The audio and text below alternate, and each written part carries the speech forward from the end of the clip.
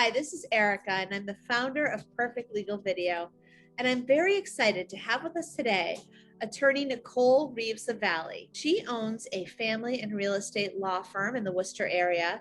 And every week she comes to us with incredible information that saves our watchers hundreds of thousands of dollars en masse. So let's talk today about renting to own. We're going to be doing this awesome real estate topic. Welcome, Nicole. Thank you so much for joining us. Thanks for having me. You're welcome.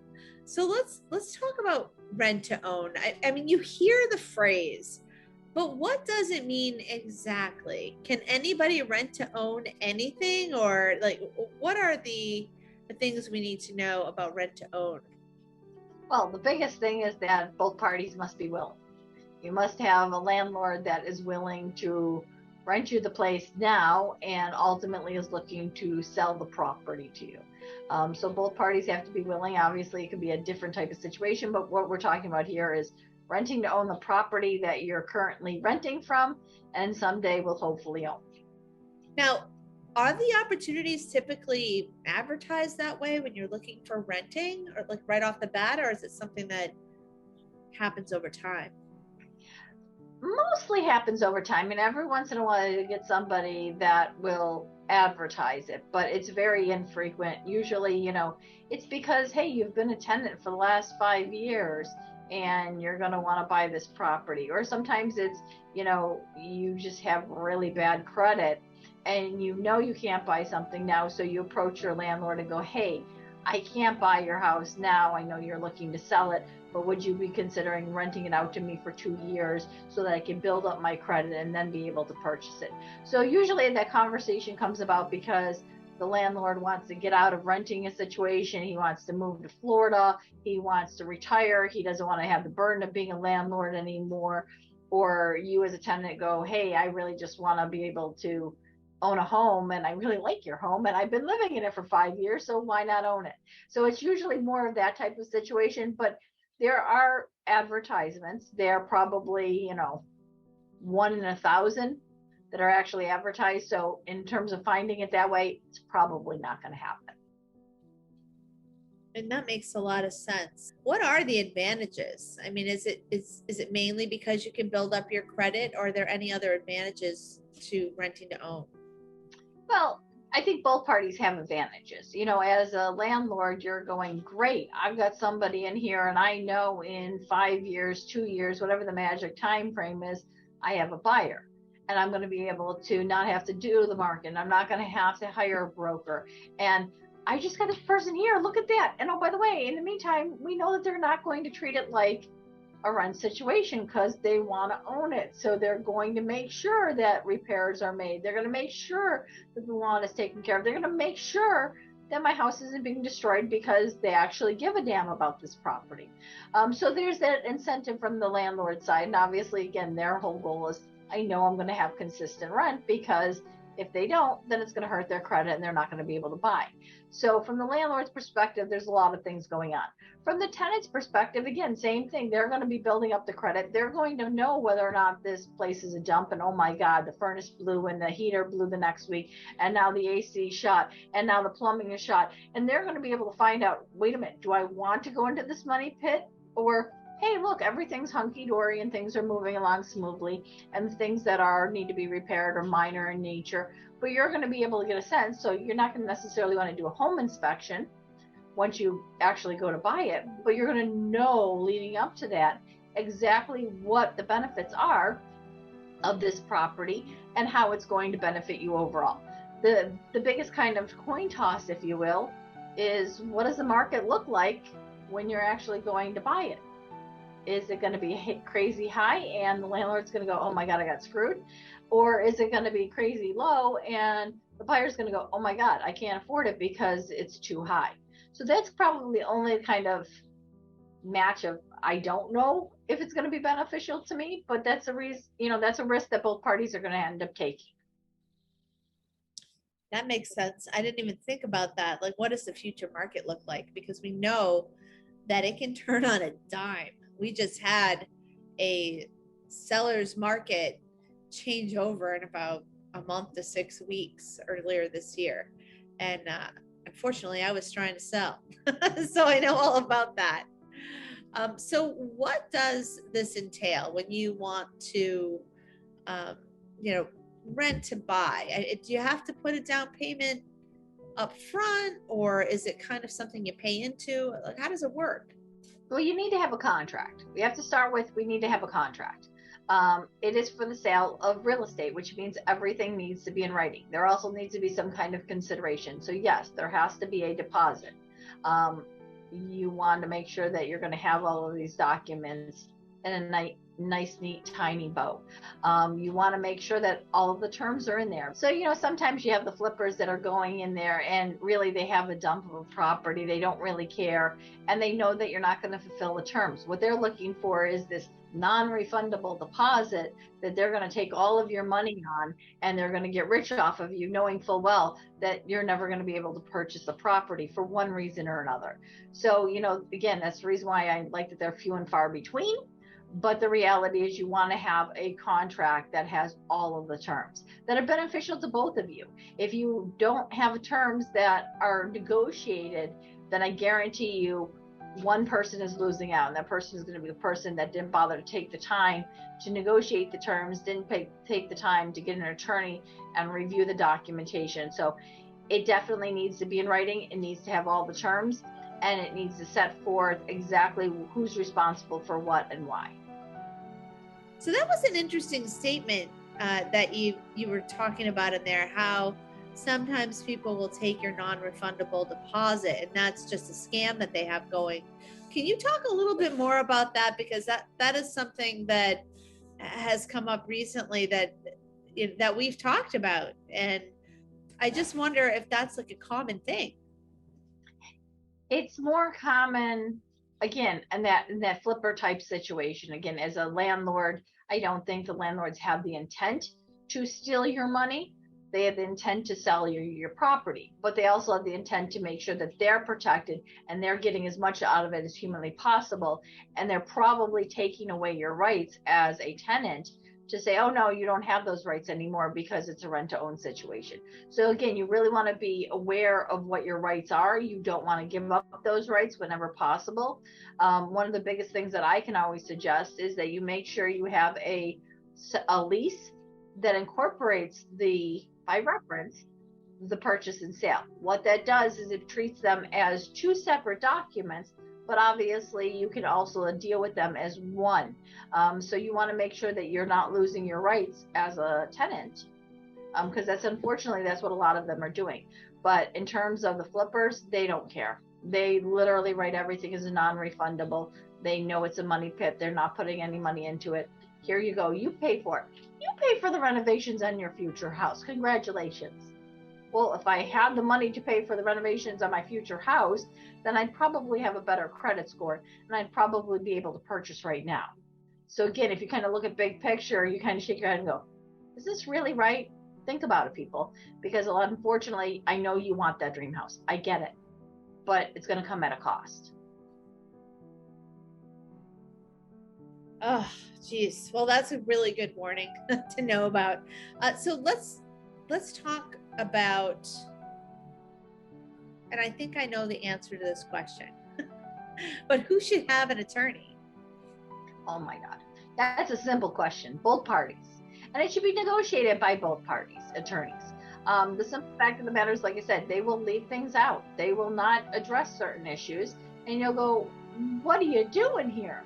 And the most recent one that I saw was amazing because you were responsible for all the repairs, all of them, including the heating and the water and everything else. And I'm going, as a tenant, you can't do that. And nor can you waive some of these rights that the landlord was making you do. So we've run into those situations where, again, I'm going to give you all the responsibility. I'm basically walking away from the house without selling it. I want you to pay all the mortgage in full. I want you to do all these things. I want you to pay the real estate taxes. I want you to pay the water.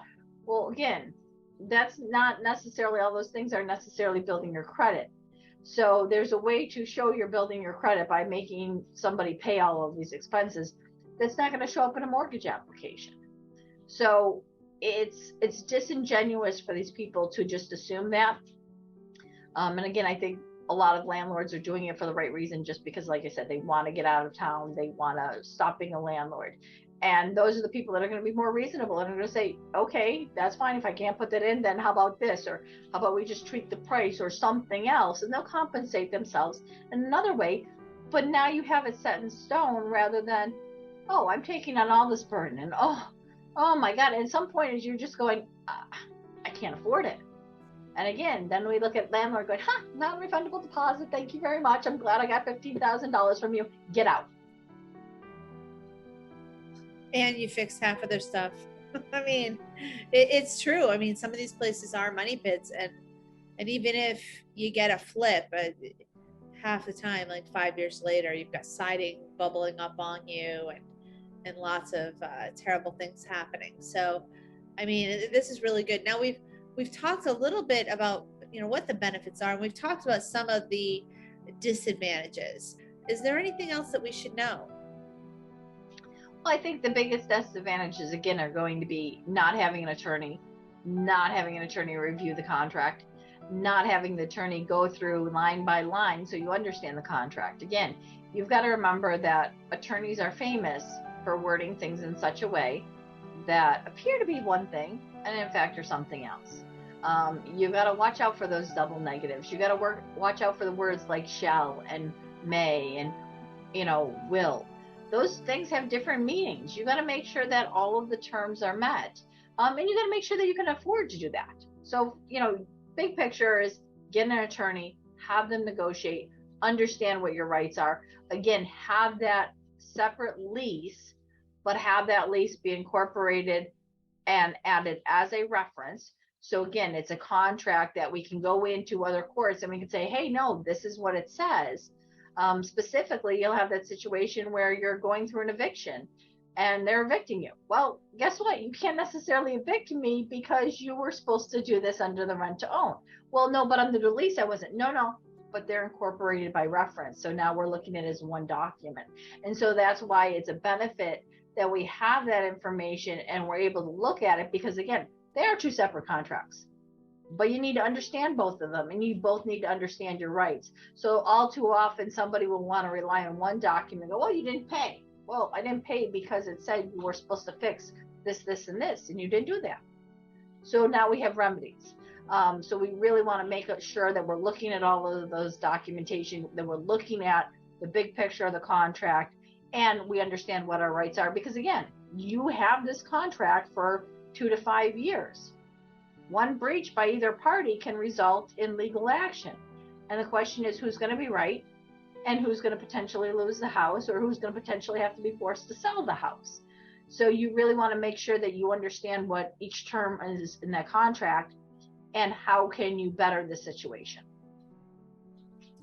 You know, that is really interesting that you say that, because, and I don't know if you've seen this before, but we had a situation in my family many years ago where the great grandparents had passed away. So a family member moved in there and had a daycare running out of there and everything, and they fixed everything up. But the title was under my grandparents' name, and they had to pay the taxes on the house. And they were upset because the family member living in the house didn't pay the taxes. And so they felt like they should be able to have the house back, or they should be able to sell it. I mean, there was a huge rift, and it never was fixed. I mean, it was really sad, because the family used to always all get together, and then it was kind of torn apart, and you had to pick a side. It was terrible. So that's what happened. And they had actually put a ton of work into it. But they didn't pay the taxes. So, I mean, I would think the best thing to do is look at what everything costs and then just pay the difference. But, you know, apparently that is not how they saw it. Absolutely. And, you know, again, we run into that problem a lot. We need to know what the real estate taxes are. We need to know who's responsible for the homeowner's insurance, and if the tenant is responsible for renter's insurance. Because, again, there's two separate things. A lot of times, again, the landlord's going to say, oh, you pay that too. Well, wait a minute. So I've got to pay for my renter's insurance because that's the only thing that's going to cover me. And I have to pay for your homeowner's insurance. So you'll run into those types of problems as well. It's a lot of nuances that, like I said, can totally trip you up. And again, the other thing is we need to know and have a candid conversation as the tenant as to how is this going to benefit your credit score?